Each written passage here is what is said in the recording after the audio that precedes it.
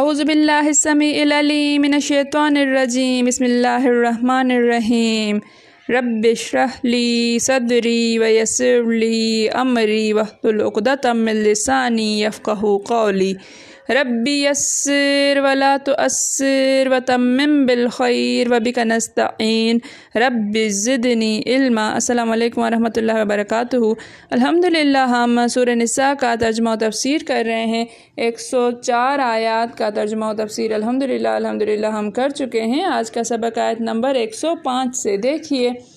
اعوذ باللہ من الشیطان الرجیم انا انزلنا الیک الکتاب بالحق لتحکم بین الناس بما اراک اللہ انا بے شک نہ ہم انزل نازل کیا نہ ہم نے نازل کیا الیک الی طرف کا آپ کی طرف الکتاب کتاب بالحق کے بے ساتھ حق کے ساتھ لتحکم تاکہ تحکم آپ فیصلہ کریں بین الناس درمیان الناس لوگوں کے درمیان بما ارا کبے سے ما جو ارا دکھائے کا آپ کو جو آپ کو دکھائے اللہ ولا تکن اور لا نہیں تکن آپ ہوں للخائنین کے لیے خائنین خیانت کرنے والے خصیمن جھگڑنے والے آپ خیانت کرنے والوں کے لیے طرفدار نہ ہوں۔ انا انزلنا الیک الکتاب بے شک ہم نے یہ کتاب نازل کی ہے بالحق حق کے ساتھ لتحکم بین الناس تاکہ آپ فیصلہ کریں لوگوں کے درمیان بما اراک اللہ جو دکھلائے آپ کو اللہ ولا تکن للخائنین خصیما اور خیانت کرنے والوں کے لیے جھگڑنے والے مت بنیے۔ اے پیغمبر ہم نے تم پر سچی کتاب نازل کی ہے تاکہ اللہ کی ہدایت کے مطابق لوگوں کے مقدمات میں فیصلہ کرو اور دیکھو دغا بازوں کی حمایت میں کبھی بحث نہ کرنا۔ واستغفر اللہ اور استغفر بخشش طلب کر اللہ سے ان بے شک اللہ کان ہے غفوراً بخشنے والا رحیماً مہربان۔ واستغفر اللہ سے بخشش طلب کیجئے ان اللہ کان غفورا رحیما بے شک اللہ تعالیٰ بخشنے والا مہربان ہے۔ اور اللہ سے بخشش مانگنا بے شک اللہ بخشنے والا مہربان ہے۔ ولا تجادل اور لا نہیں تجادل جھگڑیں یہ جدل سے ہے۔ ان سے الذین وہ لوگ جو یختانون خیانت کرتے ہیں انفس نفسہم اپنے نفس سے یعنی اپنے آپ ان بے شک اللہ لا یحب لا نہیں یحب دوست رکھتا من جو کان ہو خوانن خائن دغاباز خیانت کرنے والا اسیمن گنہگار۔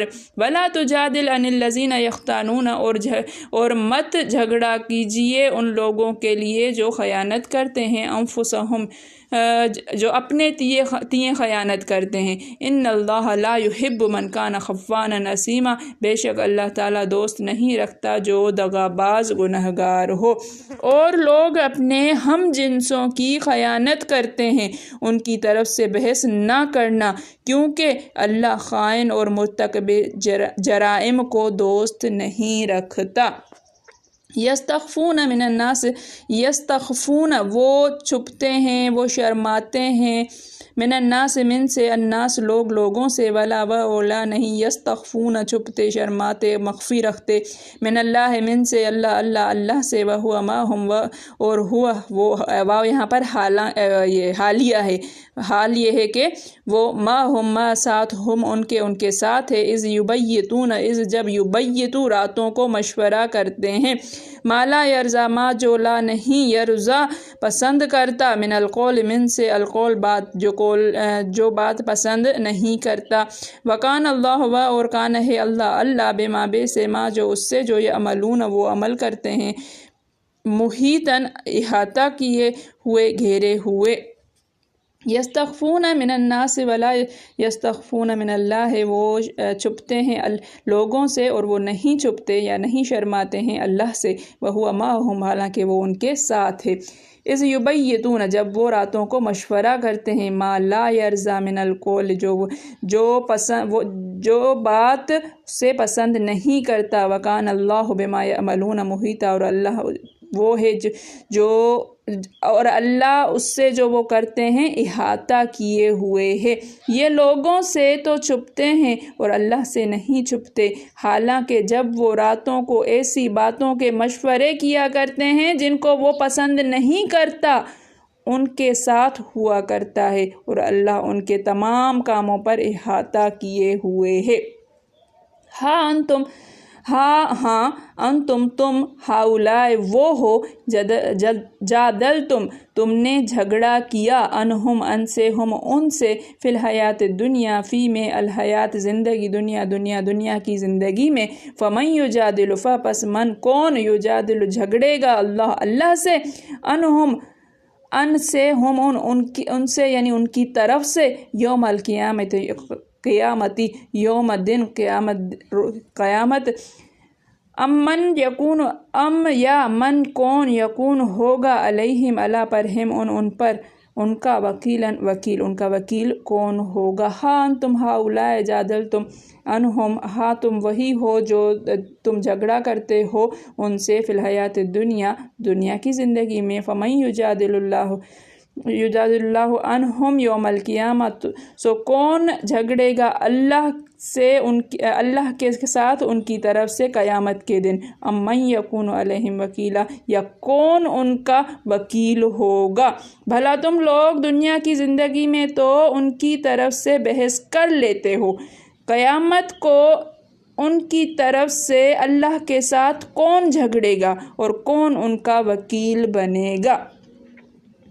دیکھیے کہ ان آیات میں اللہ تعالیٰ نبی کریم صلی اللہ علیہ وآلہ وسلم سے فرماتا ہے کہ یہ قرآن کریم جو آپ پر اللہ نے اتارا ہے وہ مکمل طور پر اور ابتدا تا انتہا حق ہے، اس کی خبریں بھی حق، اس کے فرمان بھی برحق۔ پھر فرماتا ہے تاکہ تم لوگوں کے درمیان وہ انصاف کرو جو اللہ تعالیٰ تمہیں سمجھائے۔ بعض علماء اصول نے اس سے استدلال کیا ہے کہ نبی کریم صلی اللہ علیہ وآلہ وسلم کو اجتہاد سے حکم کرنے کا اختیار دیا گیا تھا۔ اس کی دلیل بخاری مسلم کی حدیث میں بھی ہے کہ حضور صلی اللہ علیہ وآلہ وسلم نے اپنے دروازے پر دو جھگڑنے والوں کی آواز سنی تو آپ باہر آئے اور فرمانے لگے میں ایک انسان ہوں جو سنتا ہوں اسی کے مطابق فیصلہ کرتا ہوں، بہت ممکن ہے کہ یہ ایک شخص زیادہ حجت باز اور چرب زبان ہو اور میں اس کی باتوں کو صحیح جان کر اس کے حق میں فیصلہ دے دوں، اور جس کے حق میں فیصلہ کر دوں فی الواقع وہ حقدار نہ ہو تو وہ سمجھ لے کہ وہ اس کے لیے جہنم کا ٹکڑا ہے، اب اسے اختیار ہے کہ لے یا چھوڑ دے۔ مسند احمد میں ہے کہ دو انصاری ایک ورثے کے بارے میں حضور صلی اللہ علیہ وآلہ وسلم کے پاس اپنا قضیہ لائے اور واقعہ کو زمانہ گزر چکا تھا، دونوں کے پاس گواہ کوئی نہیں تھا، تو اس وقت آپ نے وہی حدیث بیان فرمائی اور فرمایا کہ میرے فیصلے کی بنا پر اپنے بھائی کا حق نہ لے، اگر ایسا کرے گا تو قیامت کے دن اپنی گردن میں جہنم کی آگ لٹکا کر آئے گا۔ اب تو وہ دونوں بزرگ رونے لگے اور ہر ایک کہنے لگا کہ میں اپنا حق بھی اپنے بھائی کو دے رہا ہوں۔ حضور صلی اللہ علیہ وآلہ وسلم نے فرمایا اب تم جاؤ اپنے طور پر جہاں تک تم سے ہو سکے ٹھیک حصے تقسیم کرو، پھر قرعہ ڈال کر حصہ لے لو، ہر ایک دوسرے کو اپنا رہا سہا غلطی کا حق معاف کر دو۔ ایک اور واقعہ بھی اس میں بیان ہے، لیکن جو صحیح اس کا شان نزول ہے وہ بیان ہوتا ہے یہاں پر، وہ میں بیان کرتی ہوئی چلتی ہوں۔ اب ایک قصہ جو ہے متول ترمذی کی کتاب تفسیر میں بزبانی حضرت قتادہ رضی اللہ تعالیٰ عنہ کے اس طرح مروی ہے کہ ہمارے گھرانے کے بنو ابیرق قبیلے کا ایک گھر تھا جس میں بشر، بشیر اور مبشر تھے، یہ تینوں بھائی تھے۔ بشیر ایک منافق شخص تھا، اشعار کو کسی اور کی طرف منسوب کر کے خوب مزے لے کر پڑھا کرتا تھا۔ اصحاب رسول صلی اللہ علیہ وآلہ وسلم جانتے تھے کہ یہی خبیث ان اشعار کا کہنے والا ہے، یہ لوگ جاہلیت کے زمانے سے ہی فاقہ مست چلے آئے تھے۔ مدینہ کے لوگوں کا اکثر کھانا جو اور کھجوریں تھا، ہاں تونگر لوگ جو تھے وہ شام کے آئے ہوئے قافلے والوں سے میدہ خرید لیتے تھے جسے وہ خود اپنے لیے مخصوص کر لیتے تھے۔ باقی گھر والے عموماً جو اور کھجوریں ہی کھاتے تھے۔ میرے چچا رفاعہ یزید نے بھی شام کے آئے ہوئے قافلے سے ایک بورا میدے کا خریدا اور اپنے بالا خانے میں اسے محفوظ کر دیا، جہاں ہتھیار، زرہیں، تلواریں وغیرہ بھی رکھی ہوئی تھی۔ رات کو چوروں نے نیچے سے نقب لگا کر اناج بھی نکال لیا اور ہتھیار بھی چرا لے گئے۔ صبح میرے پاس آئے اور سارا واقعہ بیان کیا۔ اب ہم تجسس کرنے لگے تو پتہ چلا کہ آج رات کو بنو ابیرک کے گھر میں آگ جل رہی تھی اور کچھ کھا پکا رہے تھے۔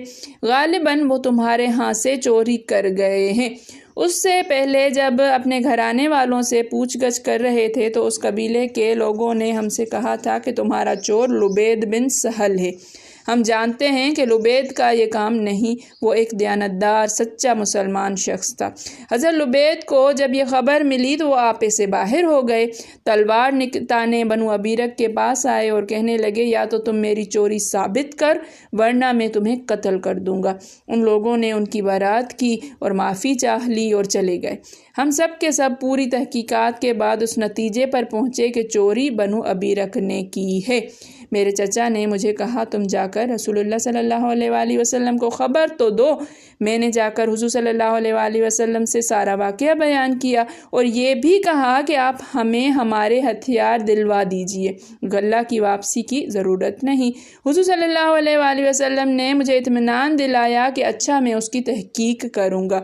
یہ خبر جب بنو ابیرک کو ہوئی تو انہوں نے اپنا ایک آدمی آپ کے پاس بھیجا جن کا نام اسید بن عروہ تھا۔ انہوں نے آ کر کہا کہ یا رسول اللہ، یہ تو ظلم ہو رہا ہے۔ بنو ابیرک تو صلاحیت اور اسلام والے لوگ ہیں، انہیں قتادہ بن نعمان اور ان کے چچا چور کہتے ہیں اور بغیر کسی ثبوت اور دلیل کے چور کا بدنما الزام ان پر رکھتے ہیں وغیرہ۔ پھر جب میں خدمت نبوی میں پہنچا تو آپ نے مجھ سے فرمایا یہ تو تم بہت برا کرتے ہو کہ دیندار اور بھلے لوگوں کے ذمے چوری چپکاتے ہو جبکہ تمہارے پاس اس کا کوئی ثبوت نہیں۔ میں چپ چاپ واپس چلا آیا اور دل میں سخت پشیمان اور پریشان تھا۔ خیال آتا تھا کہ کاش کہ میں اس مال سے چپ چاپ دستبردار ہو جاتا اور آپ سے اس کا ذکر ہی نہ کرتا تو اچھا تھا۔ اتنے میں میرے چچا آئے اور مجھ سے پوچھا تم نے کیا کیا؟ میں نے سارا واقعہ ان سے بیان کیا، جسے سن کر انہوں نے کہا اللہ المستعان، اللہ ہی سے ہم مدد چاہتے ہیں۔ ان کا جانا تھا جو حضور صلی اللہ علیہ وآلہ وسلم پر وحی میں یہ آیتیں اتریں، پس خائنین سے مراد بنو ابیرک ہیں۔ آپ کو استغفار کا حکم ہوا، یہی آپ نے حضرت قتادہ کو فرمایا تھا۔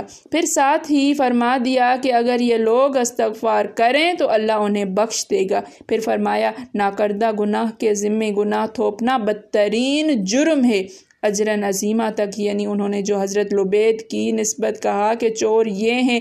جب یہ آیتیں اتریں تو حضور صلی اللہ علیہ وآلہ وسلم نے بنو ابیرک سے ہمارے ہتھیار دلوائے۔ میں انہیں لے کر اپنے چچا کے پاس آیا۔ یہ بیچارے بوڑھے تھے، آنکھوں سے بھی کم نظر آتا تھا۔ مجھ سے فرمانے لگے بیٹا جاؤ، یہ سب ہتھیار اللہ کے نام خیرات کر دو۔ میں آج تک اپنے چچا کی نسبت قدر بدگمان تھا کہ یہ دل سے اسلام میں پوری طور پر داخل نہیں ہوئے، لیکن اس واقعے نے بدگمانی میرے دل سے دور کر دی اور میں ان کے سچے اسلام کا قائل ہو گیا۔ بشیر یہ سن کر مشرکین میں جا ملا اور سلافہ بنت سعد بن سمیہ کے ہاں جا کر اپنا قیام کیا۔ اس کے بعد کی آیتیں یہ 5, 106 کچھ اس طرح سے یہ والی جو ہے نازل ہوئی، وَمَن یُشَاقِقِ الرَّسُولَ سے لے کر ظلالم بعیدہ تک نازل ہوئی ہیں، اور حضرت حسان نے اس کے اس فعل کی مذمت اور اس کی ہجو اپنے شعروں میں کی۔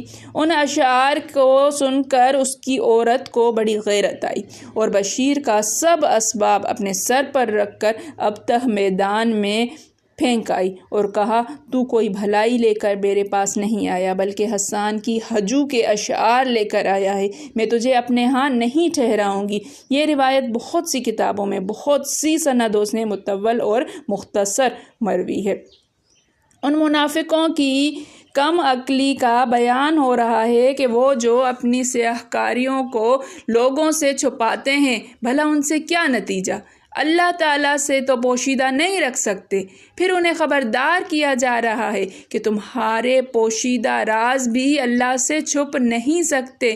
پھر فرماتا ہے مانا کہ دنیاوی حاکموں کے ہاں جو ظاہر داری پر فیصلے کرتے ہیں تم نے غلبہ حاصل کر لیا، لیکن قیامت کے دن اللہ کے سامنے جو ظاہر و باطن کا عالم ہے تم کیا کر سکو گے؟ وہاں کسے وکیل بنا کر پیش کرو گے جو تمہارے جھوٹے دعوے کی تائید کرے؟ مطلب یہ ہے کہ اس دن تمہاری کچھ نہیں چلے گی۔ اللہ تعالیٰ معافی کا معاملہ فرمائے، اللہ تعالیٰ سمجھنے کی توفیق عطا فرمائے۔ میرے پڑھانے میں، آپ کے پڑھنے میں، میرے سمجھانے میں، آپ کے سمجھنے میں کوئی غلطی، خطا، بھول چوک ہو گئی ہو تو میں اللہ کے حضور میں توبہ کرتی ہوں اور معافی کی خواستگار ہوں۔ ربنا تقبل منا انک انت السمیع العلیم۔ السلام علیکم ورحمۃ اللہ وبرکاتہ۔